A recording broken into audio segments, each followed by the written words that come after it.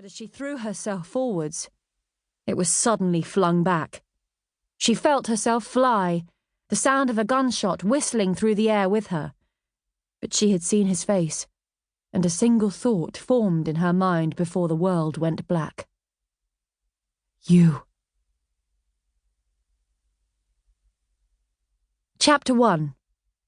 Canary Wharf, London, 9th of July 2018. Gentlemen, it's Fairfax. We have a problem. Charlotte watched as the president of the bank bestrode the room, his footsteps silent on the plush rug.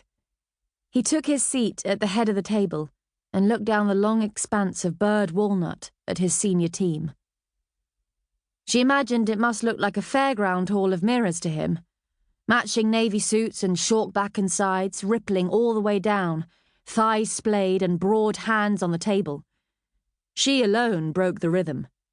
Long dark hair held back in a Chanel beribboned low ponytail, discreetly polished fingernails, narrow shoulders, putty-coloured dress. Carlos Mendoza. Even she knew the name. She didn't need to be on the permanent payroll here to know he was one of the firm's biggest clients, which was saying something for a private bank dealing only with ultra-high net worth individuals. The family was Spanish aristocracy, with a dukedom or two and owning vast tracts of the Andalusian countryside. They had made their fortune many generations back, breeding fighting bulls, diversifying over the years into large-scale fruit farming, property investment and, latterly, medical technology. Off the top of her head, having read a profile on them in the financial press a few months back, she recalled their worth as being somewhere around the £750 million mark. I've just taken a call from his son, Matteo. I'm sorry to say the old boy's on his way out. Stage 4 pancreatic cancer. He tutted with what was supposed to indicate pity, but she heard the subtext too. His dying was in some way inconvenient to them.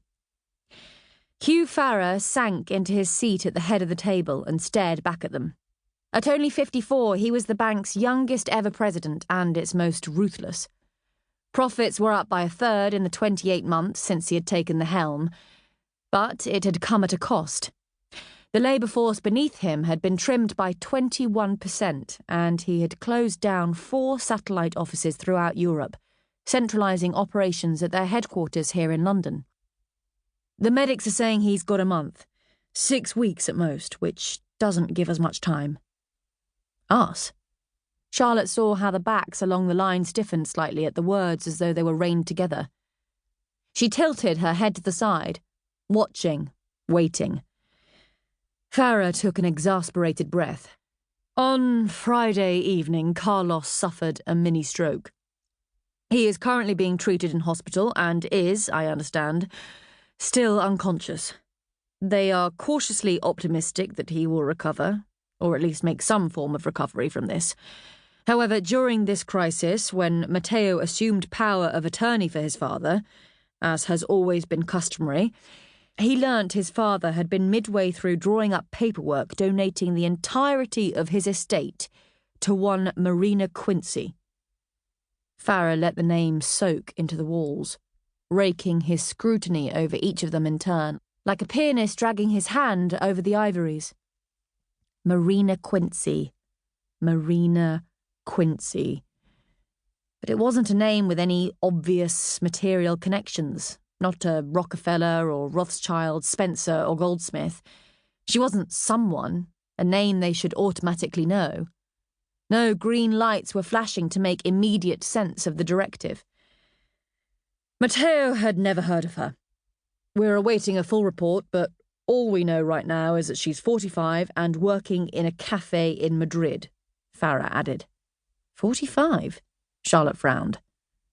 Carlos Mendoza was very elderly, late 90s if she remembered correctly. Could she be an illegitimate daughter? Someone behind her piped up. Farrer gave a barely perceptible shake of his head. According to Matteo, his father had a vasectomy in his late 30s, which he understands to have been successful. So then she's his mistress, Dan Milton stated beside her with characteristic frankness.